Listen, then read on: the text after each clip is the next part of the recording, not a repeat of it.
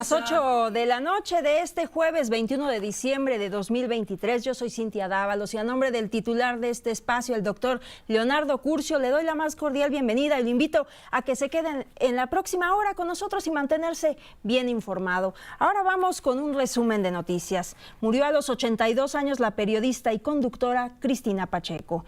El presidente sostuvo una conversación telefónica con Joe Biden el día de hoy, tal como pues él hemos estado platicando a lo largo de estos minutos en radio. También una delegación de Estados Unidos conformada por el secretario de Estado Antony Blinken, el secretario de Seguridad estadounidense Alejandro Mayorkas y la asesora presidencial para la Seguridad Nacional Elizabeth Sherwood se reunirá con el presidente López Obrador. Todo esto para hablar sobre migración, un tema muy importante y muy devastador en el 2023 y que esperemos que en el 2024 tenga pues políticas migratorias más aceptables y cordiales para todos los migrantes. Fue detenido uno de los presuntos homicidas de los 5 estudiantes de medicina asesinados en Celaya, Guanajuato. La Fiscalía Estatal informó que Francisco Omar N., alias El Verdus, fue puesto a disposición de un juez. El diputado perredista Mauricio Prieto Gómez sufrió un atentado cuando viajaba en su camioneta, esto en la carretera federal Morelia-Salamanca. Resultó ileso. Altos Hornos de México negociará con Pemex para aplazar por un año el tercer pago del acuerdo reparatorio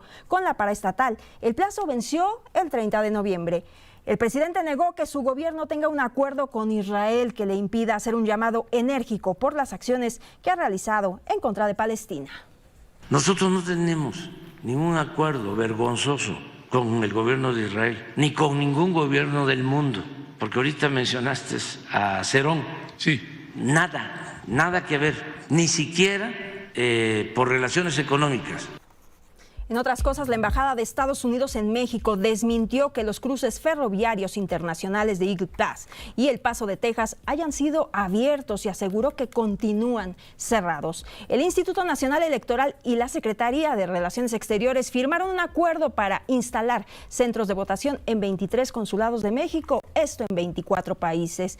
Y la Suprema Corte de Justicia de la Nación determinó que el Estado debe de garantizar el suministro de medicamentos que requieren algunas personas de forma periódica, esto para atender sus enfermedades. Además, el Tribunal Electoral del Poder Judicial de la Federación determinó que Claudia Sheinbaum vulneró los principios de imparcialidad, neutralidad y equidad del proceso electoral de 2023 en Coahuila por asistir a un evento en favor del ex candidato Armando Guadiana mientras era jefa de gobierno de la Ciudad de México. La línea B del metro cerrará algunas estaciones para realizar obras de mantenimiento para que usted lo tome en cuenta. Esto será en enero y se dará a conocer a la empresa seleccionada en la licitación pública que se encargará de los trabajos. En tanto, Xóchitl Gálvez sumó a su equipo a María Elena Pérez Jaén Cermeño y a Max Kaiser, quienes apoyarán en la mesa de transparencia y rendición de cuentas y en temas de anticorrupción, respectivamente. El Senado de la República inscribirá en el muro de honor del recinto la leyenda Instituto Politécnico Nacional, la técnica al servicio de la patria. Y en temas internacionales, al menos 15 personas murieron y 24 resultaron heridas en un tiroteo registrado en la Universidad Carolina en Praga. El tirador era un estudiante que se quitó la vida. De esto y mucho más le platicaré regresando del corte. No se vaya, lo espero. 8 minutos y bueno, hoy dábamos la noticia que Cristina Pacheco murió este 21 de diciembre a los 82 años. Ya su hija lo daba a conocer por la mañana en Facebook, que decía el siguiente mensaje: con hondo dolor, mi hermana Cecilia y yo participamos el fallecimiento de nuestra adorada madre Cristina Pacheco. Así lo daba a conocer. Hay que recordar que Cristina Pacheco pues era un ícono de la televisión mexicana. Poco tiempo después, recuerda usted que de anunciar que dejaría sus programas transmitidos durante décadas debido a problemas de salud, pues se da esta noticia. Al respecto, la Organización de Naciones Unidas en México lamentó este fallecimiento de la escritora y periodista mediante su cuenta oficial de X. También reconoció la labor de la comunicadora y dice lo siguiente: su gran legado a través de su serie de televisión Aquí nos tocó vivir es invaluable para el patrimonio documental de México y ha sido reconocido por la UNESCO en la #Memoria del Mundo Nacional. Y ahora voy contigo, Israel Aldave, nos enlazamos para que nos platiques qué está pasando en el sepelio de nuestra Cristina Pacheco. Adelante, Israel. Hola, ¿qué tal, Cintia? Gracias, muy buenas noches. Justamente por esta lamentable noticia que tú ya adelantabas, nos encontramos en esta agencia funeraria de la calle de Félix Cuevas, aquí en la colonia del Valle, donde ya son velados los restos de la periodista y escritora, nuestra gran Cristina Pacheco. Como tú lo señalabas, Cintia, al darse a conocer esta lamentable noticia, pues muchas personalidades, no solamente del ámbito político, sino también de la cultura, también del sector empresarial, se pronunciaron justamente enviando sus condolencias a sus familiares y amigos, Cintia, que se encuentran justamente ya al interior de esta capilla número 5, donde son velados los restos de Cristina Pacheco. Entre otros, hemos visto que ha llegado a dar sus condolencias el periodista y escritor Héctor de Mauleón, también por supuesto funcionarios del Canal 11, también por supuesto de Conaculta. Fíjate que su hija Laura Pacheco, hace unos cuantos minutos, Cintia, salió a dar un mensaje ante los medios de comunicación. Ella reveló que lamentablemente su señora madre falleció víctima de cáncer. No quiso decir en qué parte del cuerpo tenía esta enfermedad, pero ella definió a su señora madre, a doña Cristina Pacheco, como una persona muy feliz. Aquí, así lo dijo. Absolutamente feliz porque hizo de su vida todo lo que ella quiso. Tuvo que remontar todo tipo de obstáculos desde la más tierna infancia y todos los remontó, todos absolutamente. Tenía una entereza impresionante, nunca traicionó sus principios, jamás falló en su trabajo y siempre hizo su trabajo feliz. Nunca lo hizo de mala gana, nunca le pesó, al contrario, los días que no había trabajo no le gustaban. Sí. Pues ahí lo escuchamos, Cintia, el testimonio de su hija Laura, quien, como lo escuchamos, pues afirma que su madre era una persona muy feliz. Y fíjate que no solamente las personalidades del ámbito político, cultural, como te lo señalaba, pues han llegado aquí a esta capilla para expresar sus condolencias, sino también personas que eran fieles seguidoras de Cristina Pacheco, como este joven que se encuentra aquí a nuestro lado, Cintia, si me permites. Claro. Él viene con 2 de los libros. Uno de ellos pues se lo autografió la propia Cristina Pacheco, es este libro, Los Dueños de la Noche, las grandes crónicas de Cristina Pacheco, justamente con entrevistas con personalidades del ámbito del espectáculo de nuestro país, Lola Beltrán, Pérez Prado y otros. Vienes aquí justamente a expresar tus condolencias. ¿Cómo te llamas? Ulises Soriano, buenas noches. Claro que sí, expresar las condolencias por la partida de Cristina Pacheco, una persona memorable y que quedará en la memoria colectiva de todos nosotros, no solo como una gran conocedora de la Ciudad de México, sino también como una periodista del pueblo que caminó la ciudad como nunca y una persona que vale la pena leer, conocer y sobre todo adentrarse en su mar de historias, en sus entrevistas que dio, que sostuvo en Canal 11 con grandes personalidades como Carlos Monsiváis, Carlos Fuentes, ¿no? Y Quetalabat, entre otras personas más, ¿no? Una periodista, una persona maravillosa que hoy se convierte en una eterna viajera. Muchas gracias. Pues ahí escuchamos, Cintia, el testimonio de este joven estudiante de periodismo justamente en la Universidad Nacional Autónoma de México, fiel seguidor, admirador de Cristina Pacheco. Y vaya, vale la pena señalar a Cintia que en este programa que inició en 1978, el de Aquí nos tocó vivir, pues ella destacaba justamente la historia de estas personas, de la sociedad civil que justamente habitan esta gran urbe que es la capital de la República Mexicana, que vaya que doña Cristina Pacheco conocía. Así las cosas, Cintia, esta pues lamentable noticia y este lamentable acontecimiento que hoy justamente nos toca pues dar cobertura informativa. Como te lo comentaba, ya pasadas las 7 de la noche llegó aquí el cuerpo de Cristina Pacheco. Inmediatamente pues sus 2 hijas, Laura y Cecilia, recibieron este cortejo fúnebre. Inmediatamente ingresó a esta capilla número 5 y sus amigos, sus familiares, las personas más cercanas a ella empezaron a montar guardias de honor y en estos momentos continúan. Se espera que justamente un poco más entrada la noche haga aquí acto de presencia pues personalidades o la secretaria de Cultura, también por supuesto del Consejo Nacional de Cultura y las Artes y muchas más personas representantes de este sector, el sector cultural de nuestro país, Cintia. Así como mencionas, Israel, estaremos esperando que escritores, políticos y artistas pues arriben a la funeraria para darle el último adiós a la escritora Cristina Pacheco, muy querida también por su público. Escuchábamos las sensibles palabras de su hija, Laura Emilia Pacheco, quien pues nos deja mucho, ¿no? A todos. Yo creo que como comunicadores, como público, todos recordamos esa maravillosa frase de aquí nos tocó vivir. ¿Quién no se la sabe, no? Y quién no con estas palabras pues recuerda y hace un poco broma a veces, ¿no? De pues este es el país que nos tocó y ni modo. Así lo decía Cristina Pacheco en sus grandes historias que compartió a través de su programa durante años, y así la vamos a recordar, Israel. Sí, por supuesto, Cintia, sin duda un ícono de la televisión de nuestro país, sin duda, tú muy bien lo señalabas, Cintia, para todos los que nos dedicamos a este oficio del periodismo, vaya maestra que teníamos en Cristina Pacheco. Y también resaltar, Cintia, que durante muchos años a doña Cristina Pacheco fue compañera nuestra en Grupo Fórmula, en su espacio en la 1500 de AM, vaya, por supuesto, huella que dejó doña Cristina Pacheco, irreparable sin duda esta pérdida, pero como tú muy bien lo señalas, Cintia, siempre va a vivir en nosotros, en esta frase que sin duda acuñó en el corazón, en el alma de todos los mexicanos. Aquí nos tocó vivir, Cintia. Pues ahí está, Israel, vivirá en nuestros corazones. Nuestro más sentido pésame a toda la familia. Descanse en paz, Cristina Pacheco. Gracias, Israel. Por supuesto, Cintia, continuamos aquí muy pendientes con las imágenes de Jorge Aguilar. Y bueno, vamos a cambiar de tema porque el mandatario de Argentina habilitó la privatización de empresas del Estado y anunció una reforma laboral. ¿De qué se trata? Vamos a escuchar a Juan Ignacio González. Adelante.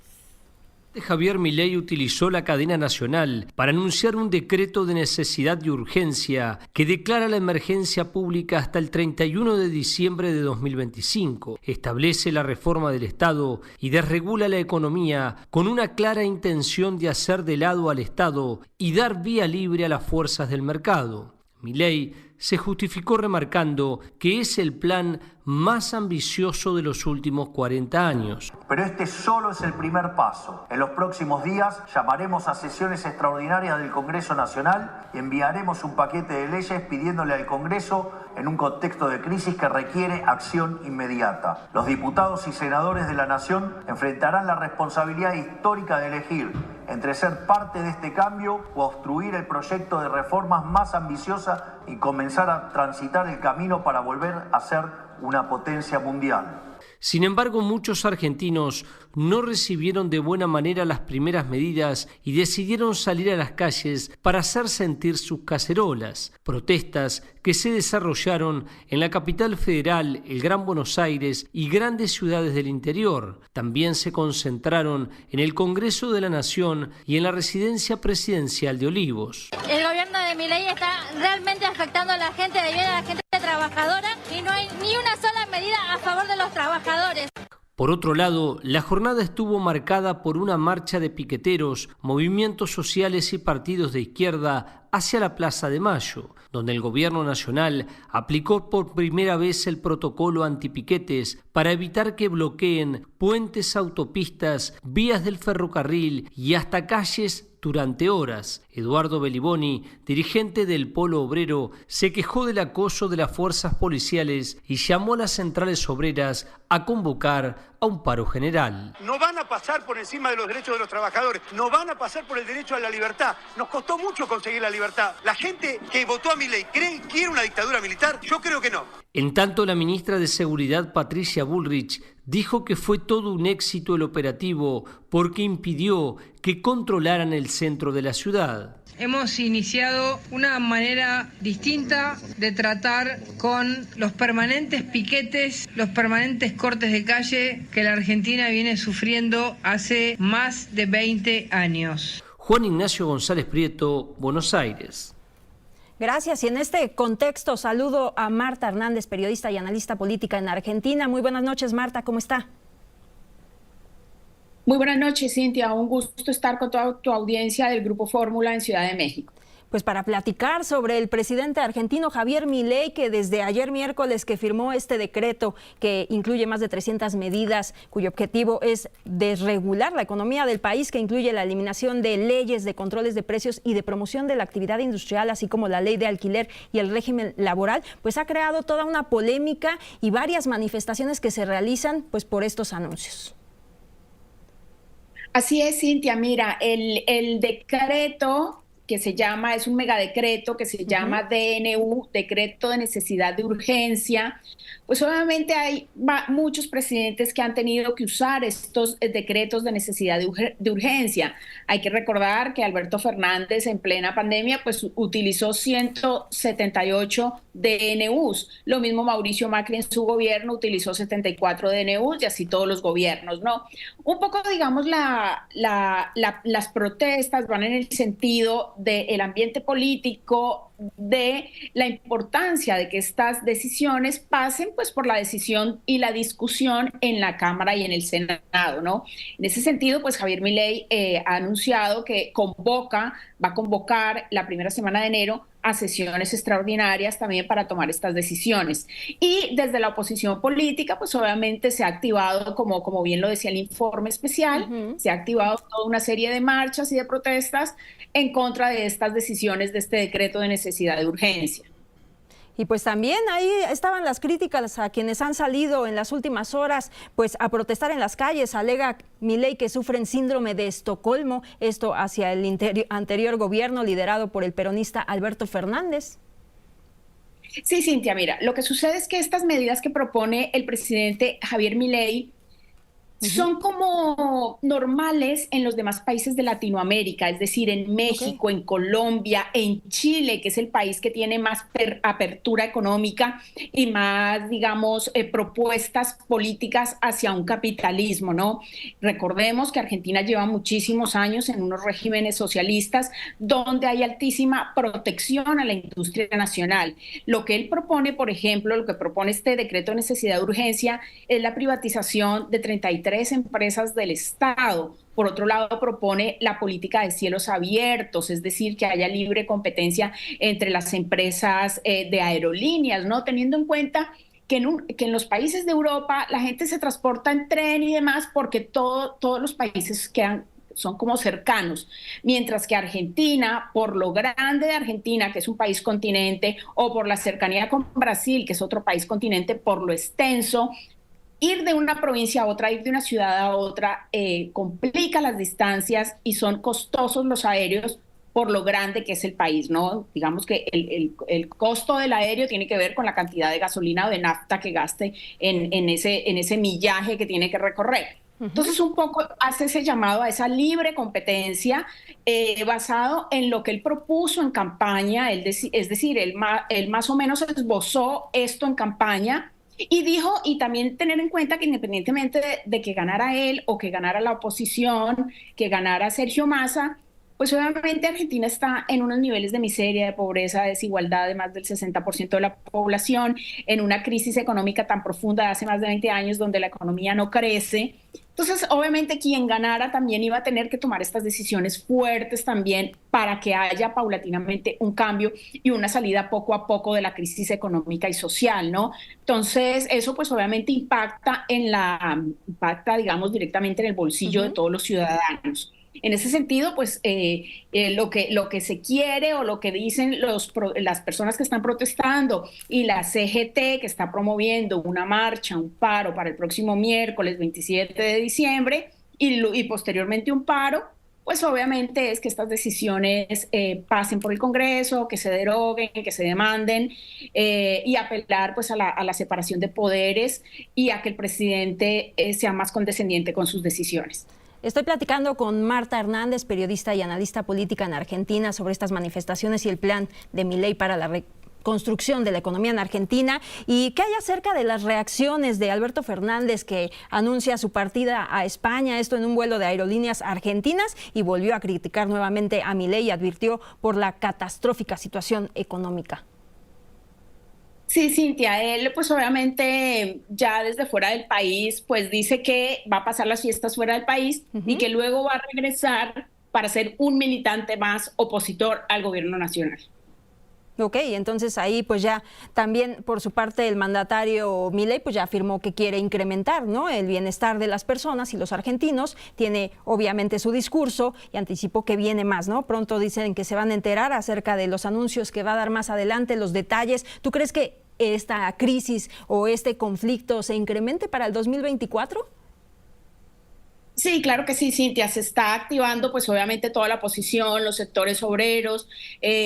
También otra de las reformas que había que hay en este decreto de necesidad de urgencia es que los ciudadanos tomen decisiones en libertad. Es decir, había mucha protección a la industria nacional y los ciudadanos, por ejemplo, no podían decidir a qué empresa de salud querían estar afiliados, sino que según el contrato que tuviera su empresa con la entidad de salud, asimismo iban todos enfilados en la misma empresa de seguridad social, ¿no?, de servicio de salud.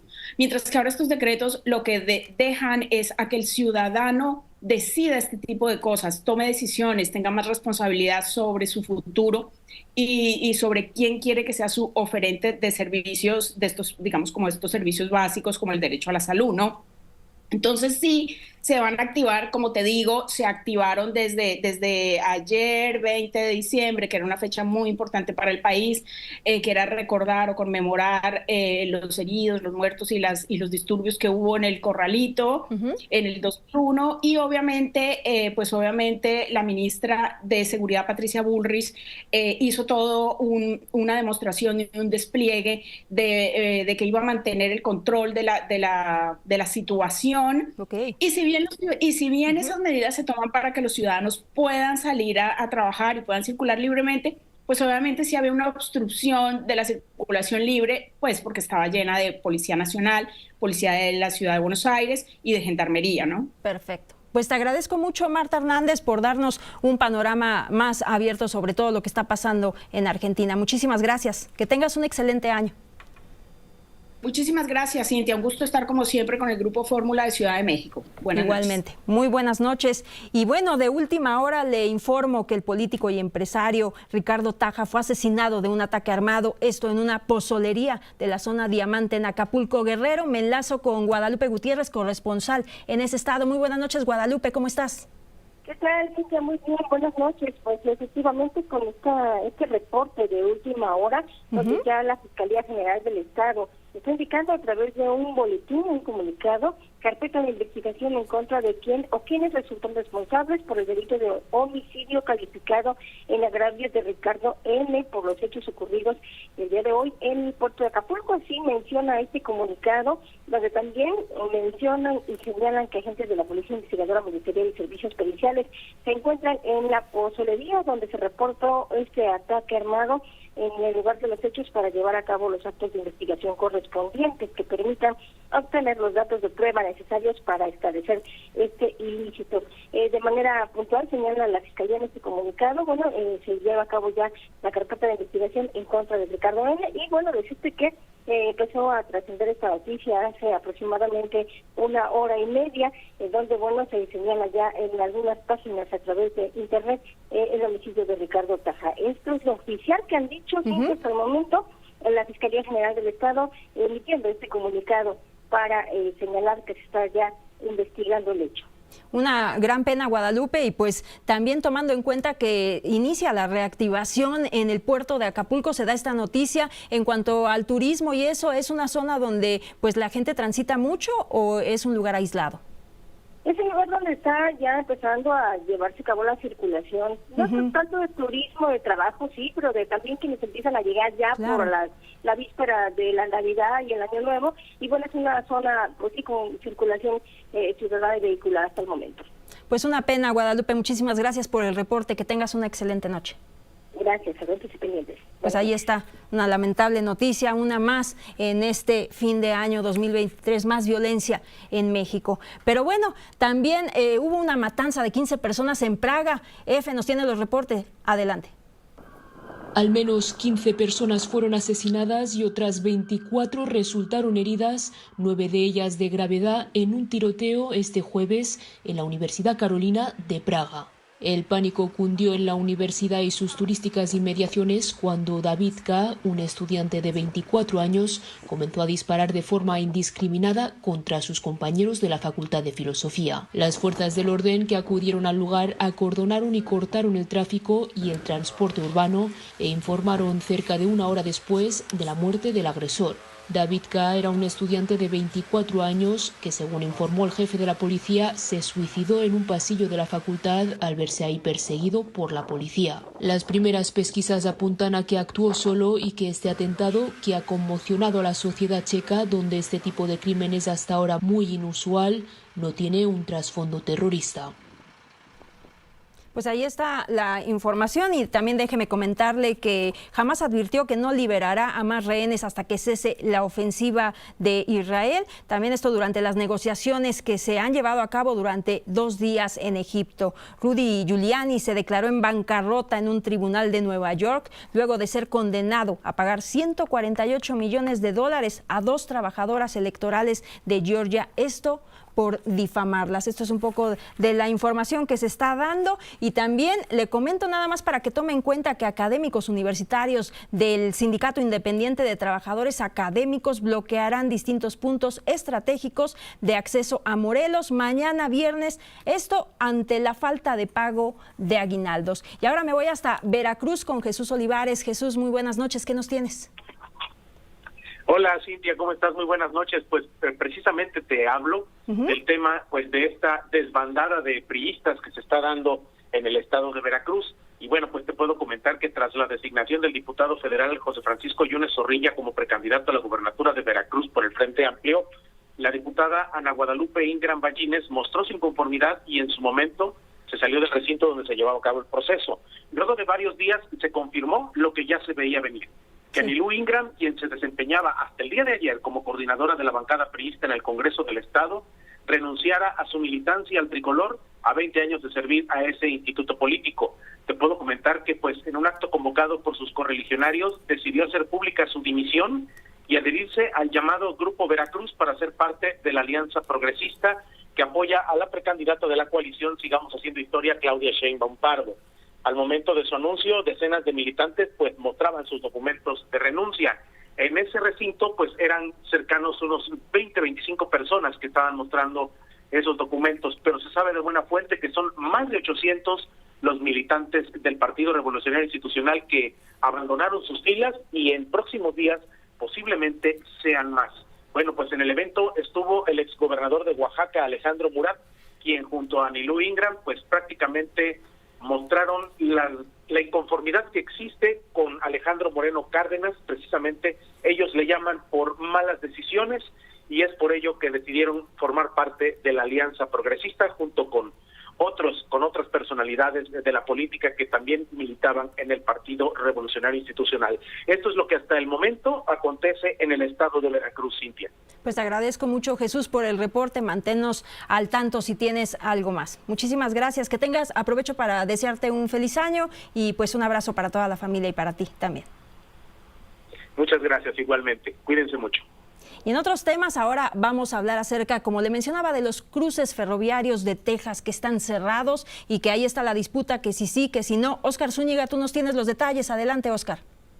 Gracias, Cintia. ¿Qué tal? Muy buenas noches. Y precisamente contrario a lo que la CONCAMIN ha señalado, la Embajada de los Estados Unidos en México aclaró que los cruces ferroviarios de Eagle Pass y El Paso, Texas, siguen cerrados ante el aumento de migrantes. Esta medida fue tomada por el gobierno de la entidad tejana, señalando que la frontera de Texas con México se ha convertido en un paso importante de migrantes y no se reabrirá al comercio a través de esa vía de transporte hasta que se haga algo al respecto. Pero para los empresarios de los dos lados de la frontera, esta medida va en contra del espíritu de libre tránsito de bienes y mercancías por el que se firmó el Tratado de Libre Comercio entre México, Estados Unidos y Canadá.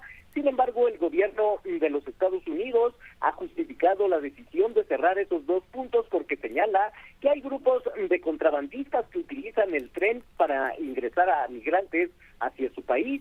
Cabe señalar, Cintia, que un dato muy importante es que los empresarios mexicanos a diario, pues manifiestan que pierden $100 millones en el comercio por este cierre que se tiene ya desde hace varios días. Cintia.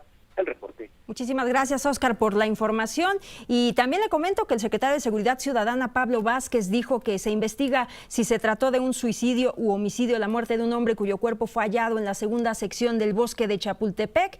Pues veremos qué es lo que pasa más adelante. Yo voy a una pausa y regresamos. Recuerde que estaremos platicando acerca del balance de política nacional. Esto con Verónica Ortiz, analista política. Así que no se vaya, yo lo espero en el siguiente bloque. Muy buenas noches, ya estamos de regreso, 8 de la noche con 38 minutos y me da mucho gusto poder saludar. Ya tenemos aquí en el estudio a Verónica Ortiz, analista política. Qué bueno que está con nosotros. Muchas gracias por la invitación y por estar aquí. Verónica, qué contento estoy de que estés aquí esta noche con nosotros.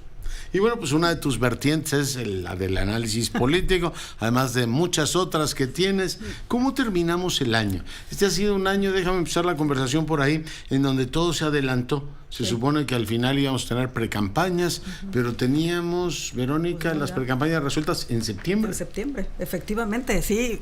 Mira, todo se adelantó y bueno, yo creo que podemos decir que como quizá en todos los años hay claroscuros, pero pues sin duda llegamos a un momento político importante. Llegamos al 5º año de administración del presidente López Obrador y entonces ya empezamos a hacer justamente como balances y sobre todo ciertos cierres en vísperas del 2024, que será el año de electoral más importante para México, ¿no? En lo que va, todos los años decimos eso, pero efectivamente por las adecuaciones aunque de los sea calendarios, un lugar común, es cierto. Es cierto, efectivamente. Entonces, sí, exacto, aunque ya lo digamos, es cierto, efectivamente. Entonces, creo que lo que te decía eran cosas buenas y malas.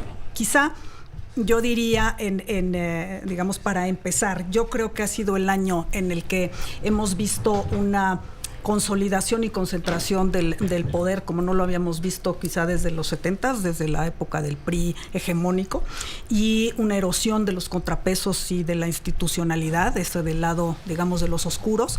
Y del lado de los claros, yo te diría también, y a reserva de que lo comentemos más adelante, sí creo que también hemos visto un despertar ciudadano, que estaba, me parece, como la ciudadanía en un cierto letargo, en un cierto ahí, digamos, inercia, y creo que ante precisamente estos embates hacia la institucionalidad y la erosión democrática, creo que hubo un despertar ciudadano, si recuerdas, desde febrero con aquella marcha para defender al INE y después otras para defender a la Suprema Corte, la marcha rosa, el movimiento rosa, la marea rosa, que creo que nos vino bien también. Es decir, yo creo que la ciudadanía necesita activarse y está en nuestras manos lo que vaya a hacer de México y el devenir que vamos a decidir el año que entra. Entonces, un presidente que consolidó mucho poder, manejó su proceso. Empecemos por Morena.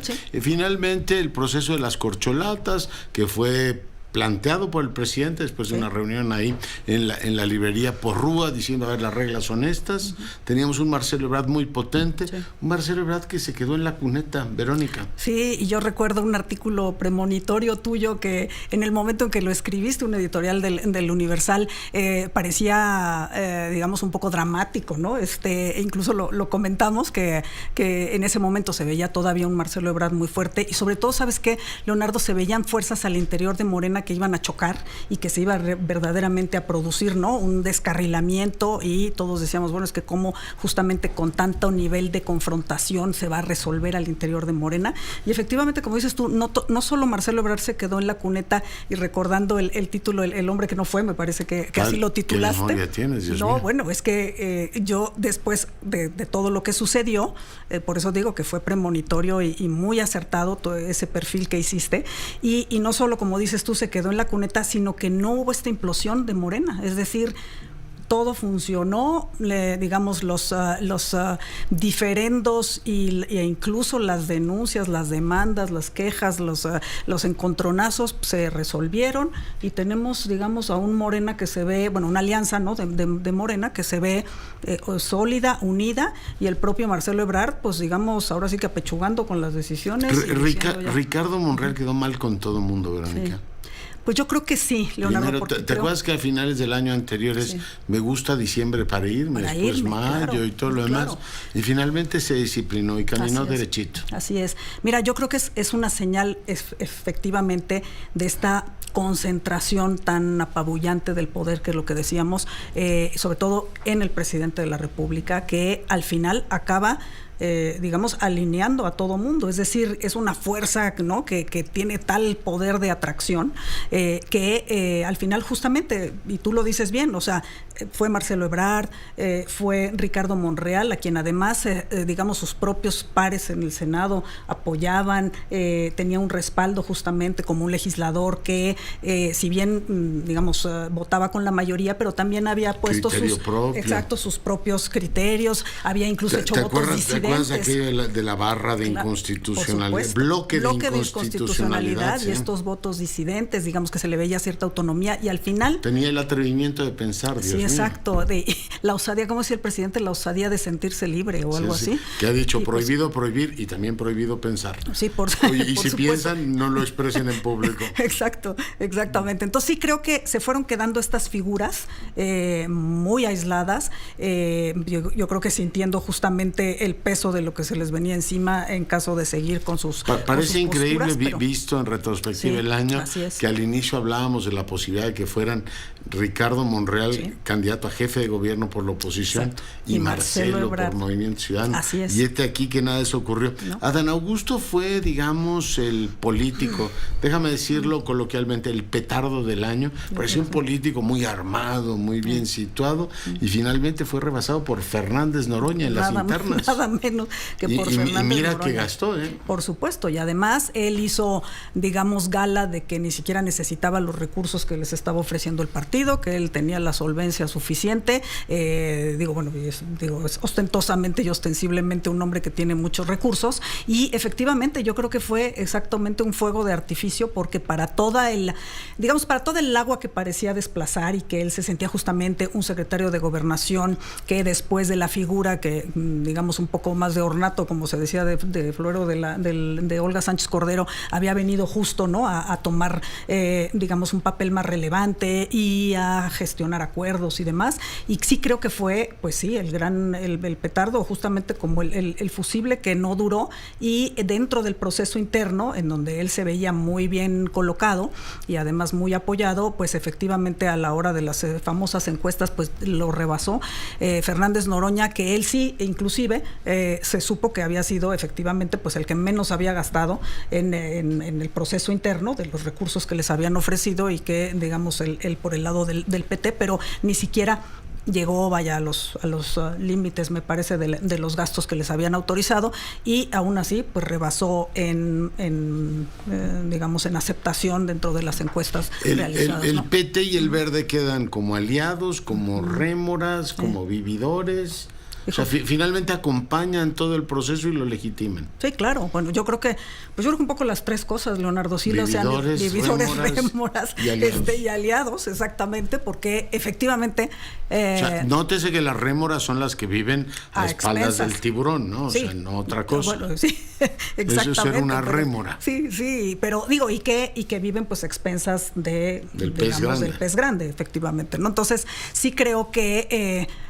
no es que nos esperáramos algo diferente, pero pues sí, claro, se ha digamos que reconfirmado que están a expensas de Morena, que efectivamente pues van con ellos, digamos, como el mejor postor, y que pues están sólidamente inclinados. Vimos también desde el caso de Manuel Velasco y el tema de Chiapas, el PT, bueno, pues ya había, digamos, estado totalmente alineado, ¿no? Entonces, creo que ahí no había mayores expectativas de que se fuera a romper la alianza por ese lado. Fíjate que yo en algún momento lo pensé cuando vino el reparto, no de candidaturas presidenciales, sino la de los gobiernos de los estados. Sí. Creía que le iban a dar más al Verde. Pero del lado del frente, ¿cómo viste las cosas? ¿Cómo las resolvieron? Hubo un momento álgido, ¿no? Ahí donde bajan a Beatriz Paredes. El frente, ¿cómo lo sentiste este año, Verónica? Mira, yo empezaría por decir que creo que fue un proceso innovador. Cuando hablaba yo del despertar ciudadano, me parece que ahí es donde podemos insertar esta parte del frente, que antes era el Frente Amplio por México, ahora no recuerdo bien ya cómo se llama, sí, exacto, otro nombre. Y el tema es que sí creo que fue un frente que se armó bajo el liderazgo de la ciudadanía, es decir, sí fue una llamada de atención a estos partidos. Había también, en este año hemos visto pasar, recuerda que hasta pues también, digamos, sería como casi 2/3 partes del año que todo mundo decía, pues, ¿dónde está la oposición? Justamente ante el adelanto, ¿no?, por parte del proceso de Morena, todo el mundo decía, es que no hay nadie en la oposición, es que dónde están, es que ya no tienen tiempo y demás. Entonces sí creo que la ciudadanía impulsó esta idea de una coalición amplia, que, digamos, para muchos será un poco antinatural, pero digo, esto se da en todos los regímenes democráticos, más en los regímenes parlamentarios y demás, pero son fuerzas que finalmente pues van a coincidir en lo que tienen en común, y seguirán difiriendo en otros temas, pero cuando hay una causa que aglutina a estas fuerzas, bueno, pues se pueden lograr acuerdos. El enemigo de mi enemigo es mi amigo, ¿no? Efectivamente, y entonces aquí sí creo que estamos en un momento, por lo que hablábamos justo de la concentración de poder y de la erosión democrática, en que sí, efectivamente, yo creo que el momento llama a una amplia coalición de oposición, porque si no, digamos, no va a haber un peso similar. Fue muy innovador el proceso. Exacto. Hubo debates, tú fuiste moderadora de alguno de ellos, hubo espectacularidad, incluso la forma en que sacaron a Beatriz Paredes, y después como que se perdió energía el proceso, Verónica. Es correcto. Yo no sé si sea por los tiempos también, Leonardo, porque acuérdate que entramos justamente con este adelanto de estos procesos. Resulta que ya teníamos que tener las definiciones tanto de la alianza de Morena como del frente opositor, con mucha anticipación, incluso antes de que empezaran las precampañas, ¿no? Entonces ya se supone que las precampañas son justo para que en los procesos internos de los partidos se dilucide quién va a ser, pues precisamente hay precandidatos. Y ahora nosotros, digamos, tenemos pues dos, porque Movimiento Ciudadano, bueno, el aspirante se bajó de la contienda, pero entonces resulta que ya tienes pues candidatas únicas, que pues son precandidatas, pero ya no están en ese proceso interno de debate, ya las tenemos un poco amordazadas, y esto sí lo quiero decir porque sí creo que hay un sesgo evidente en este tema de que no pueden hacer uso de los recursos todavía, y se hizo uso de recursos, sobre todo digo, ostensiblemente en la parte de Morena, no se pueden hacer propuestas 50 todavía. Y tantos millones no Exacto. declarados. Y no declarados, y además aquí, pues en la total impunidad electoral, porque el INE pues no ha dicho. Y el tribunal visto lo visto. Ah, bueno, pues el tribunal y el fiscal de delitos electorales, que es el biógrafo del presidente. Así es.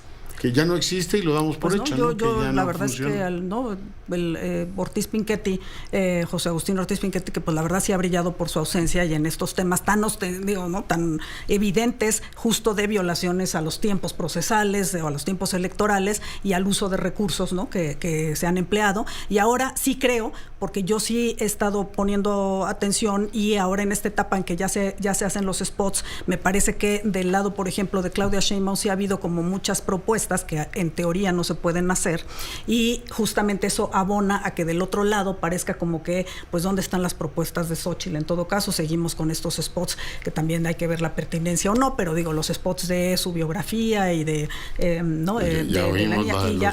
y pues ya parece como que dónde está la sustancia, ¿no? Entonces, ahí sí creo que es un tema, ahorita que me decías, más que sustancia, se pregunta uno, acaba de ocurrir lo de Pisa, tienes lo de Acapulco, son cosas que cualquier oposición aprovecharía para decir, oiga, no tenemos política educativa, ¿no está usted atendiendo a la gente en Acapulco? No, bueno, la renuncia de Samuel García, que creo es un...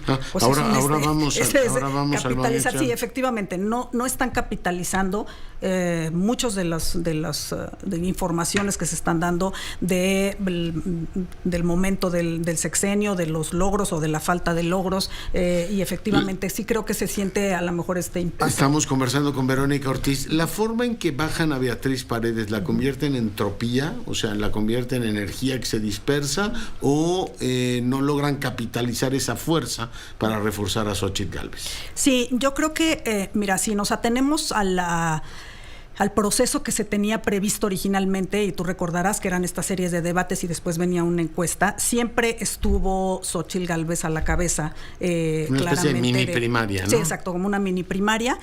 La verdad es que siempre estuvo a la cabeza. Creo que no hubiera sido sorpresa que pues al final justamente pues Xóchitl Gálvez de alguna manera se llevara esas encuestas. Ya no llegamos o ya no se llegó a esa etapa, y efectivamente sí creo que hubo una maniobra ahí del PRI, del dirigente de Alejandro Moreno, pues que efectivamente la bajó.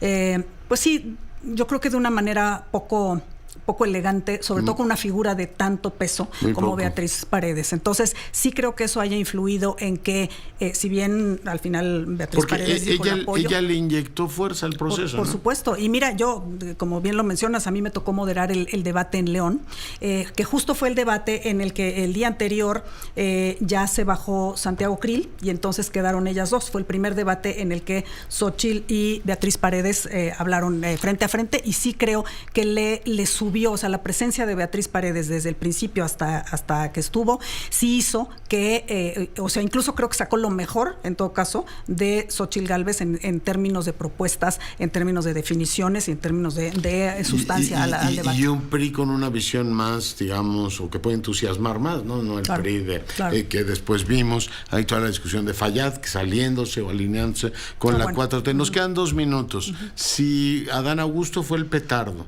¿el fuego fatuo fue Samuel de este año? Sí, no, definitivamente una frivolidad. Samuel García de Movimiento Ciudadano, gobernador de Nuevo León, me parece que sí, me parece que fue una falla digamos, de cálculo político. Me parece que dejó en evidencia pues realmente para quién estaba trabajando, porque pues digo, quedó clarísimo, ¿no? Que en todo caso, si hubiera tomado tan en serio su candidatura y si de veras consideraba que tenía tantas posibilidades, pues simplemente renuncias y te vas a la campaña. Pero el tratar de estar en los dos lados para decir, yo nada más voy a hacer aquí el esquirol y regreso en cuanto sea la elección, ¿no? Que esa es la licencia que él pidió, bueno, pues me parece que puso de manifiesto. Sí creo que de una manera, digo... Pues era un candidato a modo del gobierno, sí, para bajar a Xóchitl Gálvez. Sí, y para bajar, y seguramente porque el impacto de los seguidores de Samuel García está en una población joven, en una población de clase media, etcétera, que en todo caso difícilmente podrían, creo yo, alinearse con Morena, y mucho más naturalmente serían votantes del frente de Xóchitl Gálvez. ¿En serio a los jóvenes les parece una propuesta viable, Samuel? No, digo, o sea, con todo yo te lo pregunto sí. Porque tú eres joven. No, bueno, no, y tengo hijos jóvenes. Yo creo que a un segmento de los jóvenes sí, no a toda la población joven, porque aquí como en todo las generalizaciones, yo lo veo, no. Y hace unos días le decía a Patricia Mercado, deme un regalo de Navidad y dígame que siguen siendo socialdemócratas. No es TikTok y fosfo. No, por supuesto. Pero a los jóvenes les gusta. Cero contenido y cero seriedad, pero sí creo que a un cierto segmento de jóvenes, por eso dije clase media, en todo caso quizá clase media alta, se identifiquen sobre todo con esta manera de comunicarse, con los seguidores de la esposa de Mariana, que sí es, digamos, ahora un fenómeno en las comunicaciones. Exacto. Entonces creo que en ese, no a todos los jóvenes, pero sí a un segmento que en todo caso no iría con Claudia Sheinbaum. Pues así estamos, Verónica, un placer tenerte con nosotros. Al contrario, gracias. Cintia, nos vamos. Pasen una excelente noche. Gracias, cuídese y sea rabiosamente feliz. Se lo merece, nos vemos mañana.